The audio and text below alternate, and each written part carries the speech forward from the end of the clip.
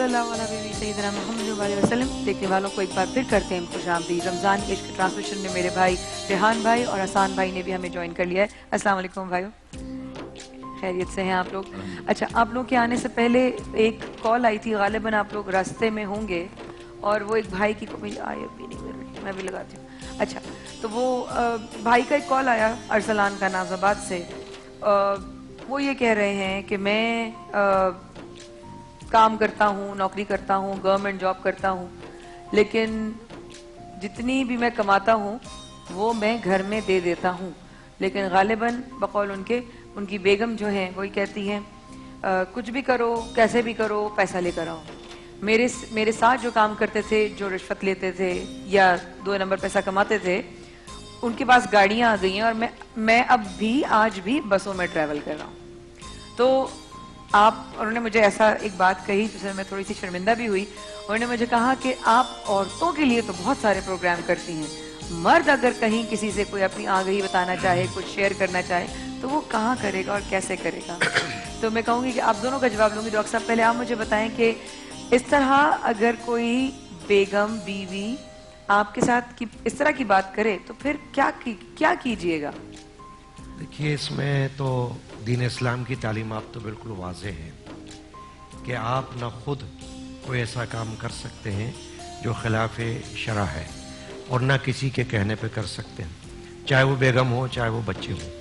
ان کو سمجھانا یہ چاہیے کہ ہم جائز طریقے سے جو مال حاصل کر سکتے ہیں اس پر تو دین نے کوئی پابندی نہیں لگائی, کوئی ممانعت نہیں ہے. جائز طریقے سے مال و دولت حاصل کرنا, جیسے کہ کوئی بھی کام کر رہے ہیں آپ, کاروبار کر رہے ہیں, اس میں جو مال آپ کے پاس آ رہا ہے اس کا ذریعہ, سورس جو ہے وہ بالکل جائز ہے, فیئر ہے, تو کوئی حرج نہیں ہے. آپ جمع بھی کر سکتے ہیں مال, اس پر بھی پابندی نہیں ہے. آپ حاصل کر سکتے ہیں مال, اس پر بھی پابندی نہیں ہے. جو سوال انہوں نے کیا ہے وہ دراصل ناجائز مال کے حصول کے حوالے سے کیا, کیونکہ رشوت جو ہے وہ ناجائز میں آ جاتی ہے. اب اگر وہ بیگم بھی ان کو یہ کہتی ہیں تو انہیں سمجھانا چاہیے کہ اگر میں آپ کے کہنے سے ایسا کر بھی لوں تو جو مال میں آپ کو لا کر دوں گا وہ حرام ہی ہوگا. آپ اسے استعمال کریں گی تو اب تو بھی آپ کے لیے وہ حرام ہی ہوگا. لیکن حضرت, وہ تو یہ کہہ رہی ہیں کہ مجھے فرق نہیں پڑتا. نہیں تو وہ مجھے فرق نہیں پڑتا, کہیں سے بھی پیسے لاؤ. اور یہ ایسا ہوتا ہے, آپ نے بھی دیکھا, ایسی معاشرے میں ہم دیکھتے ہیں, ہم یہ دیکھتے ہیں. ہم سر کیا ایسی خواتین ہیں نہیں, کچھ بھی کرو, یا ہر دور میں نہیں رہی؟ ہر دور میں رہی ہیں خواتین, دور میں رہی ہیں. اور یاد رکھیے کہ جہاں رشوت تعلق ہے نا, اسلام نے تو اس پر باقاعدہ حکم نافذ کر دیا نا کہ یہ حرام ہے اور اس کی سزا کیا ہے. علاوہ ازیں رشوت کسی بھی معاشرے میں, کسی بھی مذہب میں قابل پسندیدہ عمل نہیں ہے. ایسا نہیں کہ فقط اسلام نے اس کو حرام قرار دیا تو بقیہ معاشرہ, غیر مسلم معاشرہ جو بہت پسند کر رہا ہے اس کو, نہیں. انسانی اقدار اور معاشرت کے اعتبار سے کسی بھی معاشرے میں پسندیدہ عمل اس کو, رشوت کو قرار نہیں دیا گیا کہیں پر بھی. جہاں تعلق رہا ان کی زوجہ کا, ان جیسی اور بہت ساری بیویوں کا, تو بات اتنی سی ہے کہ دیکھیے, ان کو خالی ایک کام کریں کہ کچن میں جائیں ان کے ساتھ, اور جو جلتا ہوا چمٹا جو ہے نا آگ میں گرم کر کے بیگم سے اندر اس کو ہاتھ لگا لیں. بیگم ہاتھ نہیں لگائیں گی اس کو, کہیں گے نہیں لگا لو ہاتھ, ٹھیک ہے نا. بیگم کہیں گی آپ میرا ہاتھ جلا رہے ہیں, آپ کیسی محبت کرتے ہیں آپ مجھ سے. تو جواب دے دیں کہ جب تمہیں اس چمٹے کی آگ سے اتنا خوف آ رہا ہے تو تم رشوت لے کر جہنم کی آگ میں جلانا چاہتی ہو. سمجھنے سمجھانے کے لیے امثال بہت ساری ہیں, مثال بہت ساری. بقیہ ایسا تعلق رہا ہے کہ بیوی کو سمجھائیں کہ جن گھروں میں رشوت یا حرام کی کمائی ظاہراً ان کے ہاں بہت آسائشیں نظر آ رہی ہوتی ہیں, مگر میں پوری یقین سے کہہ رہا ہوں ایسے گھرانے کہ جہاں کی رشوت کی اور حرام کی کمائی سے فراوانی تو ظاہراً نظر آ رہی ہے, مگر وہ گھرانے بہت سی اندیکھی پریشانی مبتلا ضرور ہوتے ہیں. کہیں اولاد کی بیماریوں کا شکار ہوتے ہیں, کہیں اور خاندانی مسائل ہوتے ہیں. ایسا نہیں کہ وہ خاندان پرسکون رہ گیا, ظاہراً آسائشیں ہیں. تو دیکھیے, دنیا میں شریعت پر عمل کرتے ہوئے, دین اسلام پر عمل کرتے ہوئے وقتی طور پر مشکلات تو لگتی ہیں, مگر مشکلات وقتی ہیں, اس کے بدلے میں آسائشیں لا امتناہی ہیں. دنیاوی زندگی اگر اچھی کرنا چاہتا ہے کوئی انسان حرام اور حلال کی تمیز کیے بغیر, تو وہ بھی وقفہ بڑا محدود ہے, مگر اس کے بدلے پھر عذاب طویل نہ ختم ہونے والا ہے. اور جن گھروں میں حرام رزق لایا جا رہا ہے, آج ہمارے معاشرے میں جب ہم اولاد کی نافرمانی اور اس کی नाफरमानी और बुराइयों को देख रहे होते हैं, तो एक बुनियादी वजह सिर्फ यही है कि जहां कहीं माँ या कहीं बाप या कहीं दोनों जब इन चीज़ों का ख्याल नहीं रखते हैं तो फिर औलाद भी ऐसी ही मिलेगी जैसे आजकल के माशरे में मिल रही है। अगर आप चाहते हैं कि नेक औलाद मिले, सालेह औलाद मिले, फिर बुढ़ापे में शिकवा कर रहे होते हैं कि बच्चों ने ज़ईफ़ी में ख्याल नहीं कर रहे। भाई आप जैसा लुकमा खिलाया है उसका असर तो आएगा ना, फौरन नहीं आएगा, बाद में जो आएगा। बोएंगे वो तो काटेंगे ही। अगर आप बच्चों में आज से ये नहीं उनके अंदर डालेंगे सिस्टम में कि तुम लोगों को चाहे भूखा मरना पड़े लेकिन हराम नहीं खाना, अगर ये तरबियत में नहीं आएगा तो कैसे हम एक्सपेक्ट कर सकते हैं अगली नस्ल में? जैसा खून डाल रहे हैं हम ग़िज़ा की सूरत में, वैसे ही असरात तो निकलेंगे ना। गेहूं बोएंगे आप तो गेहूं निकलेगा, गंदुम बोएंगे तो गंदुम ही निकलेगी। ऐसा नहीं कि गंदुम की जगह गेहूं निकल जाए और गेहूं की जगह गंदुम आ जाए, ऐसा मुमकिन नहीं है। लिहाजा ये कि इनको समझाना चाहिए और उनके खातून को समझना चाहिए। उसके बावजूद वो नहीं समझती हैं, इसका ये हल नहीं है कि कोई गुंजाइश बन जाएगी, कि कोई गुंजाइश बन जाए कि जनाब बेगम नाराज हो रही है तो चलो क्या किया जाए, थोड़ी सी रिश्वत ले लेता हूं ताकि वो मान जाए। यहाँ दो चीजें हैं, एक नाराजगी अल्लाह और रसूल है और एक बेगम की है। अब दोनों देख लीजिए कौन सी पसंद है इनको। देखिए एक तो ये है कि इंसाफ को ये चाहिए कि कोशिश करके जायज आमदनी के कुछ और जराए भी तलाश करें। ये बात जिस चीज की मुमानियत नहीं है उसमें आगे बढ़ने में क्या हर्ज है? मुमानियत तो रिश्वत वाले हवाले से हो रही है ना, लेकिन जायज जराए से आमदनी में तो कोई मुमानियत नहीं है।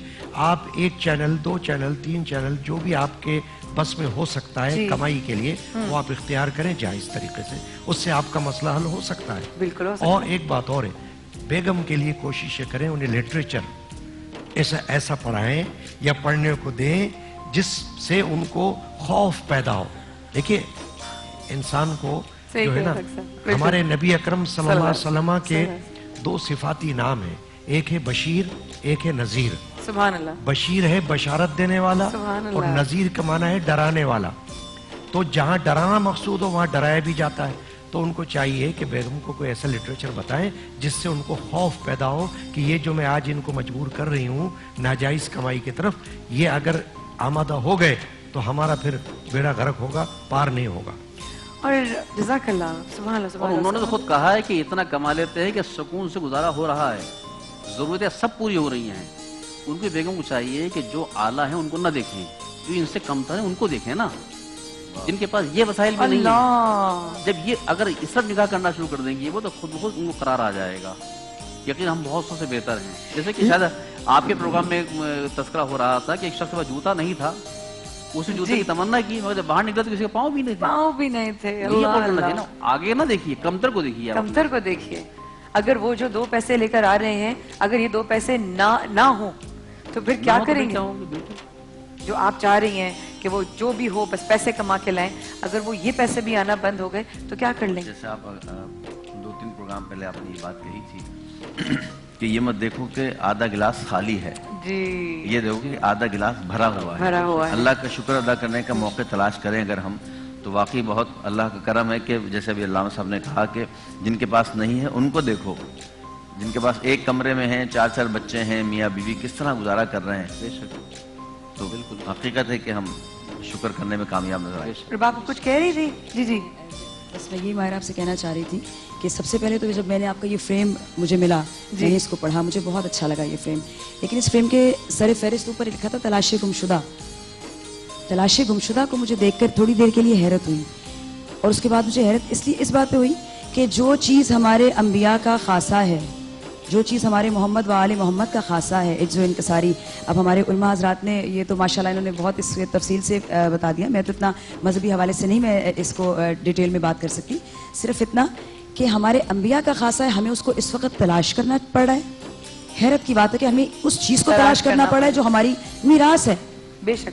और जिस तरह से अरसलान भाई की कॉल आई तो उसके कॉल के आने के बाद मुझे यकीन हो गया कि वाकई हमें तलाश की जरूरत है, तलाश की जरूरत है ना, जरूरत हो गया है, कहीं गुम हो गया, कहीं छुप गया है। खास एक औरत जिस तरह उनकी मिसेस की हम बात कर रहे हैं, ये सिर्फ उनका प्रॉब्लम नहीं है, ये हमारे पूरे दुनिया का प्रॉब्लम है। और ख़ास तौर पे हमारे मुसलमानों में ख़वातीन में ये बहुत ज़्यादा चीज़ पाई जाती है कि उनमें हवस और हिर्स اور ایک دوسرے کو دیکھ کر ان کے اندر یہ خواہش پیدا ہونا کہ میرے پاس یہ چیز نہیں ہے، اس کے پاس یہ ہے، اور یہی چیزیں جو ہوتی ہیں مجبور کرتی ہیں ایک شوہر کو. میں تو باب یہ کہتی غلط ہوں کی اور طرف ایمان آنے کے ہے لیے. کہ جو آپ کے نصیب میں ہے، نہ اس سے زیادہ، نہ اس سے کم، نہ اس سے پہلے، نہ اس کے بعد. ہمارے ساتھ ایک خاتون ہے یہاں پر آڈینس میں جو غالباً کچھ سوال کرنا چاہتی ہیں مجھ سے. کہاں پر ہے وہ خاتون؟ کوئی شہر بانو نام ہے؟ جی بہن السلام علیکم. السلام علیکم. وعلیکم السلام. جی مایا باجی، میں پنجاب سے آئی ہوں. میں نے اپنا مسئلہ آپ سے ڈسکس کرنا تھا کہ میری 3 بیٹیاں ہیں اور میرے شوہر نے مجھے گھر سے نکال دیا. اس نے زبانی مجھے طلاق دی ہے. 1 سال ہو گیا مجھے در بدر بھٹکتے ہوئے. میں نے اس پہ کیس کیا تھا، کیس بھی میرے حق میں ہو گیا ہے، لیکن اب بھی وہ مجھے رکھنے کو تیار نہیں ہے. اور لوگوں کے سامنے تو کہتے ہیں کہ میں نے طلاق نہیں لی. جب میں بچوں کو گھر لے کے گئی تو اس نے مجھے باہر سے تالا لگا دیا اور روڈ پہ کھڑا کر دیا کہ میں طلاق والی عورت کو کیسے رکھوں، یہاں سے دفع ہو جاؤ ورنہ تمہارا سر پھاڑ دوں گا. میں وہاں سے رمضان سے 1 دن پہلے گئی تھی، لیکن اس نے مجھے وہاں سے بھگا دیا. میں واپس آ گئی. پہلے مجھے جب اس نے طلاق دی، میں 2 مہینے اپنی امی کے گھر رہی ہوں. اس کے بعد میری امی اور میرے چھوٹے بھائی اور میری بھابھیوں نے مجھے مار مار کے باہر نکال دیا کہ یہاں پہ تیرا کوئی حق نہیں بنتا، جا اپنے شوہر کے پاس. میں کیسے چلی جاؤں؟ مجھے یہ بھی علماء کرام سے پوچھنا ہے کہ وہ شخص مجھے طلاق لکھ کے بھی نہیں دیتا، اور ویسے جو اس نے مجھے زبانی دی ہے میں نے اس کو مان لیا، لیکن میں اب اپنے بچوں کو لے کے کہاں جاؤں؟ نہ تو میرے ماں باپ کا گھر میرا اپنا ہے، نہ میرے شوہر کا گھر میرا اپنا رہا. میں اب جوان بیٹیوں کو لے کر کہاں جاؤں، کہاں در در کے دھکے کھاؤں؟ مجھے سمجھ نہیں آتی میں کیا کروں. الہی رحم. میں نے آپ کا پروگرام دیکھا ہے تو میں رات سے چلی ہوں، پوچھ کے صبح سے ڈھونڈ کے میں یہاں تک پہنچی ہوں. اللہ اکبر. میں اللہ اکبر. اتنی تھک گئی ہوں. آپ کا روزہ ہے؟ نہیں ہے. میں نے نہیں رکھا. آپ نے کچھ ہے جس میں کھایا پیا ہے؟ کچھ پانی ہے؟ جی میں نے پانی بھی پیا ہے، لیکن بیٹھ کے نا تھکان بہت زیادہ ہو گئی ہے مجھے. بے شک ہو گئی ہوگی میری کبھی بہن. باہر نہیں نکلی ہوں گھر سے. مجھے 16 سال کے بعد اس نے طلاق. میں آتی ہوں آپ کے پاس، میں بھی آتی ہوں آپ سے. میرے علماء کرام یہاں موجود ہیں. اچھا ہوا آپ نے ابھی ہی سوال کرنے کے لیے بولا تاکہ کوئی بھی آپ کی رہنمائی ہو سکے. اس لیے میں نے پوچھا تھا کہ علماء کرام بیٹھے ہیں تو میں ان سے تفصیل سے بات کر. ابھی کر لیتے ہیں میری بہن، ابھی کر لیتے ہیں. خواتین حضرات ہمارے وقفے کے بعد آتے ہیں. یہ بہن پنجاب سے ٹریول کرتی ہوئی یہاں پہنچی ہیں، یہاں پر اپنے سوالوں کے جواب، اپنے آنسو لے کر آئی ہیں، بس اس دعا کے ساتھ کہ میرے علماء کرام ان کی رہنمائی کریں. میری زندگی میں یہ مشکل عجیب سی بات. میں اور آتی ہوں آپ کے پاس. دفعے کے بعد ہمارے ساتھ رہے گا، ہم واپس آتے ہیں.